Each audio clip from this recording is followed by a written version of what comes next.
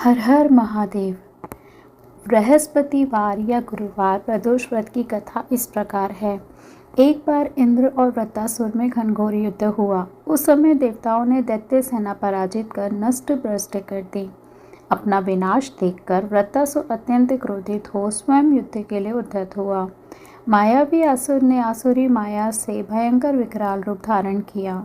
उसके स्वरूप को देखकर इंद्रादिक सभी देवताओं ने इंद्र के परामर्श से परम गुरु बृहस्पति जी का आवाहन किया। गुरु तत्काल आकर कहने लगे, हे देवेंद्र, अब तुम वृत्तासुर की कथा ध्यानमग्न होकर सुनो। वृत्तासुर प्रथम बड़ा तपस्वी कर्मनिष्ठ था।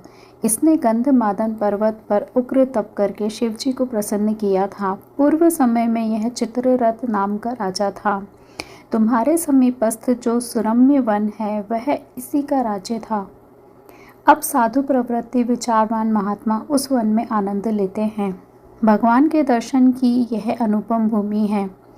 एक समय चित्ररथ स्वेच्छा से कैलाश पर्वत पर चला गया। भगवान का स्वरूप और वाम अंग में जगदम्बा को विराजमान देखकर चित्ररथ हंसा और हाथ जोड़कर शिव शंकर से बोला, हे प्रभु, हम माया मोहित हो विषयों में फंसे रहने के कारण स्त्रियों के वशीभूत रहते हैं, किंतु देवलोक में ऐसा कहीं दृष्टिगोचर नहीं हुआ कि कोई स्त्री सहित सभा में बैठे। चित्ररथ के यह वचन सुनकर सर्वव्यापी भगवान शिव हंसकर बोले कि हे राजन, मेरा व्यवहारिक दृष्टिकोण पृथक है। मैंने मृत्युदाता कालकूट महाविष का पान किया है, फिर भी तुम साधारण जनों की भांति मेरी हंसी उड़ाते हो। तभी माता पार्वती क्रोधित हो चित्ररथ की ओर देखती हुई कहने लगी, ओ दुष्ट, तूने सर्वव्यापी महेश्वर के साथ ही मेरी भी हंसी उड़ाई है।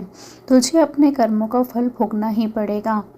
उपस्थित सभासद महान विशुद्ध प्रकृति के शास्त्र तत्वान्वेषी हैं और सनक सनंदन सनत कुमार हैं।